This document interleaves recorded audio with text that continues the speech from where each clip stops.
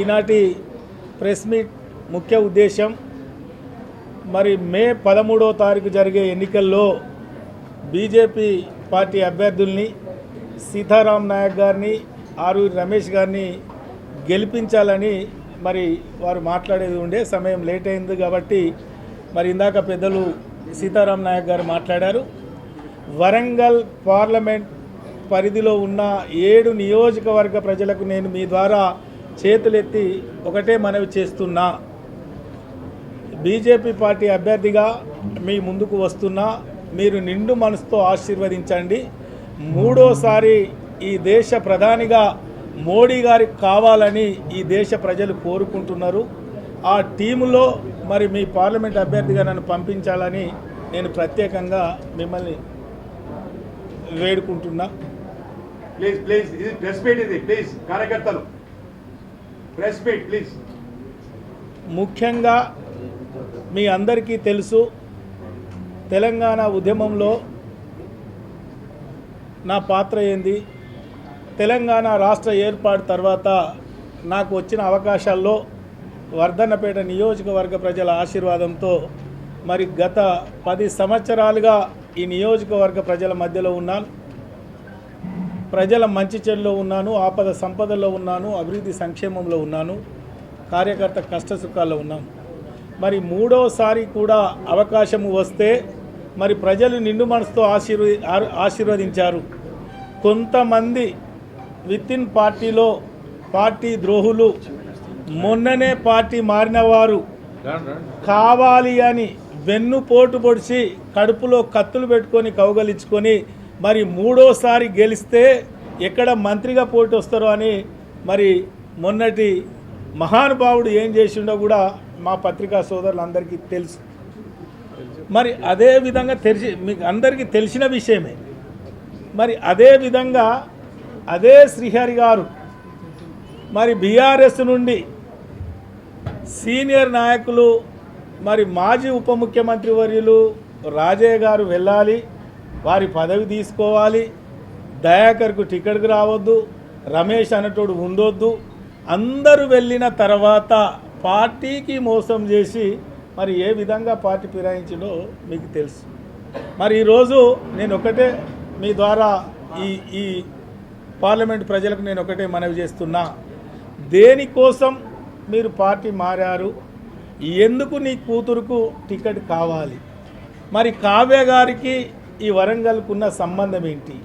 కావ్య నజరుద్దీన్ వారి అత్తగారు గుంటూరు. మరి ఆ గుంటూరు వాసికి వరంగల్ పార్లమెంటు టికెట్ ఏం అవసరం? మరి దయచేసి మహమ్మద్ కావ్య నజరుద్దీన్ ఎందుకు ఇక్కడ ఈ ప్రజలు ఓటు వేయాలి? నేను మీ బిడ్డగా, ఇక్కడ పుట్టి పెరిగిన బిడ్డగా, ఈ ప్రజల మధ్యలో ఉన్న బిడ్డగా, ఈ ప్రజల మధ్య కష్టసుఖాలు పంచుకున్న బిడ్డగా మరి నేను ఒకటే మనవి చేస్తున్నా. మరి గుంటూరు వాసి కావాలా, మీ బిడ్డ కావాలా? ఒకసారి మీరు ఆలోచన చేయాలి. గతంలో ఎస్సీ రిజర్వేషన్ వల్ల 40 సంవత్సరాలుగా ఈ ప్రాంతంలో ఉన్న దళితులు నష్టపోయారు, ఆగమయ్యారు.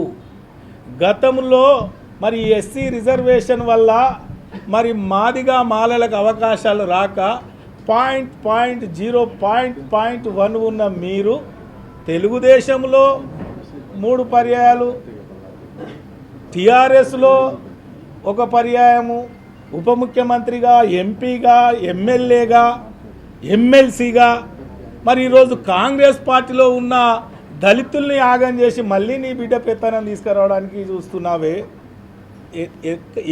దేనికి ఇది? దేనికి మంచి? మరి ఎస్సీ రిజర్వేషన్ ఫలాలు మరి మాదిగలు అందుకోకూడదా? మాకు వద్దా? మరి ఏం చేయాలనుకుంటున్నారో దయచేసి మేధావులారా, ప్రజలారా మీరు ఆలోచన చేయాలి. అందుకే ఈరోజు మమ్మల్ని అందరినీ బయటికి పంపి పార్టీకి మోసం చేసిన మరి శ్రీహరి గారికి బుద్ధి చెప్పాల్సిన అవసరం మనందరిపైన ఉంది. ఈరోజు నేను ఒకటే మీ ద్వారా నేను అప్పీల్ చేసుకుంటున్నా. భారతీయ జనతా పార్టీ నాయకత్వంలో మేము పనిచేయడానికి సిద్ధంగా ఉన్నాం. మరి మోడీ గారు ఈ 10 సంవత్సరాలుగా దేశం కోసం, ధర్మం కోసం దేశ భద్రత కోసం, ఈ దేశ రక్షణ కోసం 10 సంవత్సరాలుగా ఎలాంటి చిన్న అవినీతికి తావు లేకుండా పాలన సాగించారు. వారి టీంలో పనిచేయడానికి మేము వచ్చాం. వారి టీములో సభ్యులుగా పనిచేయడానికి మేము మీ ఆశీర్వాదం కోసం వస్తున్నాం. ఈరోజు ప్రపంచ దేశాలు భారతదేశం వైపు చూస్తున్నారు, మరి మోడీ వైపు చూస్తున్నారు. ప్రపంచ స్థాయిలో భారతదేశాన్ని మరి పతాక స్థాయిలో నిలిపిన మోడీ గారి నాయకత్వం చూస్తున్నారు. ఈరోజు ఈ భారతదేశ ప్రజలు కడుపు నిండా భోజనం చేసి కంటి నిండా నిద్రపోవడానికి మోడీ గారి పాలన ఉంది.